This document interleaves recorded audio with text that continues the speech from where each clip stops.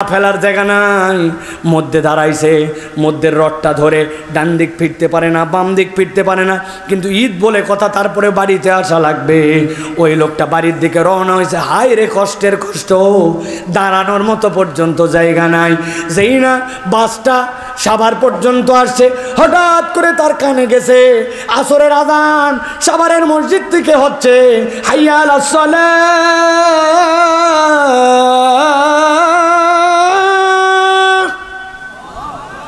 ওর মনের মধ্যে মনে হয়েছে আসরের নামাজ তো পড়া লাগবে, কিন্তু ওই লোক যে নামবে বাস তো দাঁড়ায় না, অজু নাই, অজু করার বুদ্ধি নাই, ভিতরে যে তায়াম্মুম করবে পরিবেশ নাই, সিজদাতে দিবে কেবলা ঠিক করে প্রথম রাকাতটাই দাঁড়াবে ওই রকম পরিবেশ নাই। ওই লোকের ভিতরে তরপানি, হায় হায় রে কেমনে নামাজ মিস হয়ে গেল, কেমনে আসর পড়ব, কিন্তু কোনো উপায় নাই। এই তরপাইতে তরপাইতে ওর আসরের রক্ত চলে গেছে, মাগরিব চলে আসলে বুঝে থাকলে উত্তর দিবেন একসাথে, এই যে আসরটা পড়তে পারলো না এই লোক, এইটা কি সে ইচ্ছায় বাদ দিছে না অনিচ্ছায়? অনিচ্ছায়। ইচ্ছা ছিল কিন্তু উপায় বের করতে পারে নাই। কিন্তু আপনার চাপায়ে আপনার এলাকায় এরকম লোক আছে কিনা, আসরের আজান হয়ে যায়, উনি মসজিদের পাশে ক্যারাম বোর্ড খেলে, আসরের আজান হয়, চায়ের দোকানে আড্ডা মারে, বাজারে দোকানদারি করে, মাঠের মধ্যে কাজ করে, বিছনায় শুয়ে শুয়ে মোবাইল চাপে, মসজিদের আশপাশে আড্ডাবাজি মারে ঘুরে বেড়ায়, কিন্তু মসজিদে নামাজ পড়তে আসে না, সুযোগ থাকার পরেও নামাজ পড়ে না। তাহলে এই লোকটা যে নামাজ পড়লো না, এই লোকটা কি নামাজ বাদ দিল অনিচ্ছায় নাকি ইচ্ছায়? জোরে বলতে হবে, অনিচ্ছায় না ইচ্ছায়? আমার আল্লাহ বলছেন, আল্লাযী আতাইনাহু আয়াতিনা ফানসালাখা মিনহা ফাআতবাহু শাইতানু ফাকানা মিনাল গাওয়িন। আল্লাহ বলছেন, ও দুনিয়ার মানুষ, যেই ব্যক্তিরা আল্লাহর আয়াত জেনে বুঝে অস্বীকার করে, এটা 1 নম্বর অপরাধ। 2 নম্বরে যারা আল্লাহর আয়াত জেনে বুঝে অপরাধ করে, আল্লাহ বলতেছেন সাথে সাথে শয়তান তার পিছে লেগে যায়। আর একবার শয়তান যার পিছে লাগে, আল্লাহ বলছেন সে নিশ্চিত পথভ্রষ্ট হয়ে যায়। কথাটা মনে হয় বুঝেন নাই। অনেক সময় আমরা বাচ্চা কাচ্চাকে বকাঝকা করি, এই বাচ্চাই শয়তানি করবি না, বাদরামি করবি না, খবরদার দুষ্টামি করবি না, এটা শয়তানি কাজ বলি কিনা? এটার মানে কি? ওই বাচ্চা যেই কাজ করতেছে ওইটা শয়তানি, আপনি তাকে বলতেছেন এইটা করলে শয়তানের অনুসরণ করা হবে, কিন্তু আল্লাহ এই জায়গায় ওই কথা বলেন না।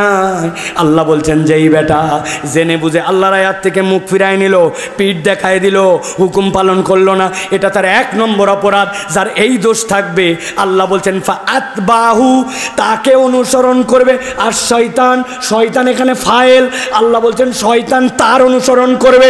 একবার যার শয়তান পিছে লেগে যাবে, আল্লাহ বলছেন ফাকানা মিনাল গাওয়িন, তার আর পথভ্রষ্ট হওয়া ছাড়া উপায় নাই। নাউজুবিল্লাহ, জোরে বলেন। তাহলে এই জায়গায় অপরাধ 2টা, কয়টা? জোরে বলতে হবে, একসাথে বলেন, কয়টা? এই জায়গায় অপরাধ 2টা। আল্লাহ বলতেছেন নবী আপনি সামনে বেরোন, গভীর মনোযোগ আমার দিকে খেয়াল করেন। আল্লাহ বলছেন ওয়ালাউ শি'না লারাফা'নাহু বিহা, এই হতভাগা মনে করলো আল্লাহর হুকুম মানলে দোকানদারি বোধহয় কম হবে, আল্লাহর হুকুম মানলে মাঠের কাজ এখনো শেষ হয় নাই, আবার উঠে যায়, কেমনে আবার কাজে আসব, কাজের বোধহয় ক্ষতি হবে। আল্লাহর হুকুম মানলে ও মনে করলো তার সমাজে বোধহয় মর্যাদা থাকবে না, আল্লাহর হুকুম মানলে মানুষ তাকে মোল্লা মুন্সি বলে টিটকারি করবে, আল্লাহর হুকুম মেনে পর্দা পুশিদা করলে মানুষ তাকে আনস্মার্ট বলবে, আল্লাহর হুকুম মেনে মুখের দাড়িটা রেখে দিলে মানুষজন বলবে মোল্লা হয়ে গেলি, হুজুর হয়ে গেলি নাকি, এরকম নানান কথা মনে করে আল্লাহর হুকুম মানে নাই। কিন্তু আল্লাহ বলছেন ওয়ালাউ শি'না লারাফা'নাহু বিহা, যদি আমি আল্লাহ চাইতাম তার মর্যাদা আসমানে উঠায় দিতাম, কিন্তু সে তো আল্লাহর কথা শুনে নাই, আগে করছে 2টা অপরাধ, এরপরে সে আরো 2টা অপরাধে নিমজ্জিত হয়েছে। তাহলে আগে ছিল অপরাধ 2টা, পরে 2টা, একসাথে বলেন টোটাল অপরাধ কয়টা? হয় নাই। সবগুলো হাত নিচে নামান, আমি যেই না জিজ্ঞাসা করব টোটাল অপরাধ কয়টা, একসাথে হাত তুলে দেখাতে হবে 4টা। বলেন টোটাল অপরাধ কয়টা? সব হাত ওঠে নাই, শেষ সুযোগ দিলাম, হাত নামান। টোটাল অপরাধ কয়টা?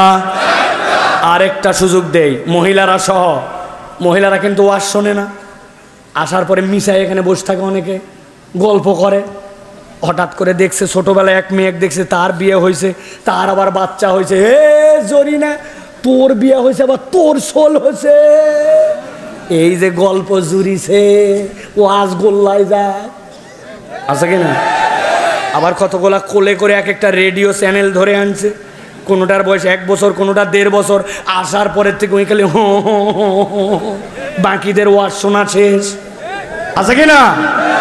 মা বোনেরা মনোযোগ দেন, একসাথে সবাই বলেন তাহলে টোটাল অপরাধ কয়টা? চলেন তাহলে সামনে বের হই। আল্লাহ বলতেছেন ওয়ালাউ শি'না লারাফানাহু বিহা, যদি আমি চাইতাম আর আল্লাহর বিধান মেনে নিত, আল্লাহ বলছেন তার মর্যাদা আসমানে উঠে যেত। ওয়ালাকিন্নাহু আখলাদা ইলাল আরদ, তার 3 নম্বর অপরাধ হচ্ছে সে নিরেট দুনিয়াদার হয়ে গেল। আরবিতে খুলদুন শব্দের অর্থ এমন প্রাণী যেই প্রাণী মাঝে মাঝে মাথা উঁচু করলেও খড় খাওয়ার জন্য, ঘাস খাওয়ার জন্য, খাদ্য খাওয়ার জন্য স্বাভাবিক নেচারে সব সময় মাটির দিকে মুখ করে থাকে। এরকম একটা প্রাণীর নাম বলেন গরু। আরেকটা বলেন এই যে চতুষ্পদ জন্তু, এরা জমিনের দিকে মুখ করে থাকে।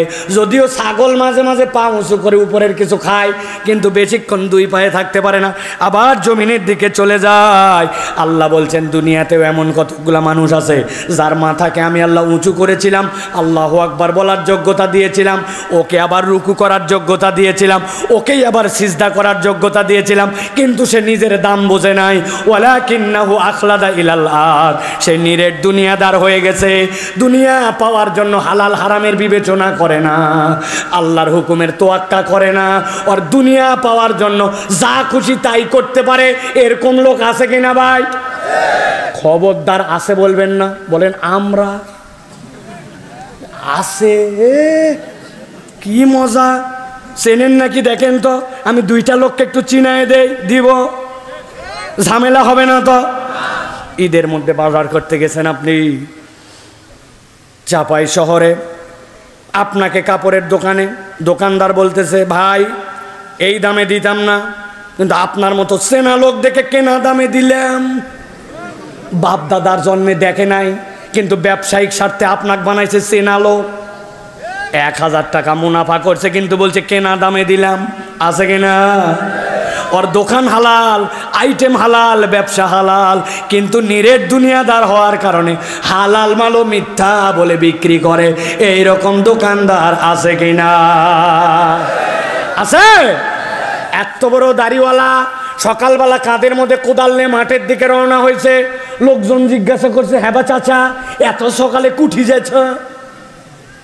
বলতেছে বাবা আমি আগের মতো মাঠে কাজ করতে পারি না, রোদ উঠলে আমার জমির একটু আল কাটার জন্য যাচ্ছি। আসলে মুরব্বি আল কাটতে যায় না, উনার জমির সাথে যার জমি লাগানো ওই পারের লোক এখনো আল কাটে পারে নাই, উনি ওই পারের লোকের আগে আল কাটার নাম করে জমিটা একটু 4 আঙ্গুল